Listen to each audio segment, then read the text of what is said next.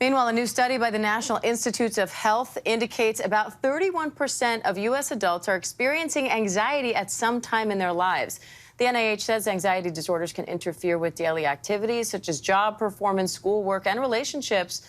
Clinical psychologist and author of the book Generation Anxiety, Lauren Cook, is here with a little bit more on all of this. Lauren, you talk a lot about Gen Z and millennials experiencing kind of a different kind of anxiety from generations past. Why is that? What was it in our past? What is it in our present that's fueling this? Well, you know, when you look at the Stress in America survey from the American Psychological Association, the #1 thing that young adults are saying that they feel stressed out about is actually gun violence in this country and also climate change. They are feeling so overwhelmed by their future.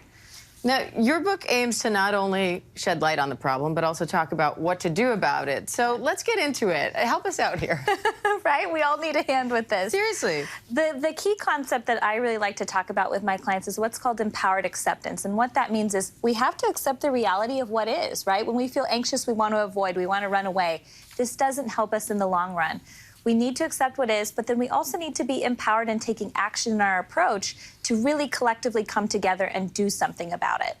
How much do you think this plays a role? The fact that we are always on, we are always attached not only to the outside world, but work, social media, other people's opinions of us. Oh, yeah. You name it. We're constantly plugged in. And to be fair, there's a plus side to social media. On TikTok, that's where I love to share mental health content with folks. People are learning more about mental health. But the problem is we're seeing things like body dysmorphia spike through the roof as things like filters are really making us constantly compare ourselves to other people.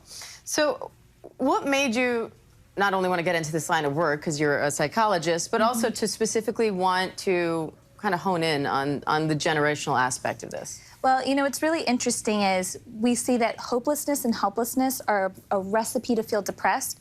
That's why Gen Z and millennials are feeling more depressed than ever. So that's why I want to come in and help, is to help people feel hopeful about their future. Because you ask these generations, they will specifically tell you that they feel doomed for the future. And that tells me we all need to come together, psychologists, therapists, everybody, to support these young adults so that they actually feel hopeful for their future again. But previous generations were a lot less vocal about this. They didn't talk about mental health. There was a huge stigma around it. There's still a stigma around it, but less so than previous generations.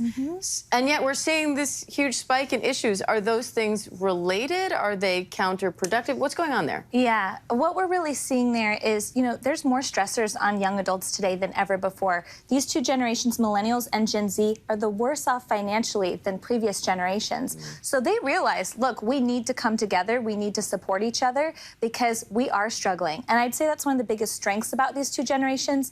They are talking about mental health and they do want to feel better. They're not afraid to lean into these conversations. And lean in we are. Lauren, it's so great to have you. The book is called Generation Anxiety. It's available for pre-order now and it will be released this September. Lauren, thank you again. Thanks so much.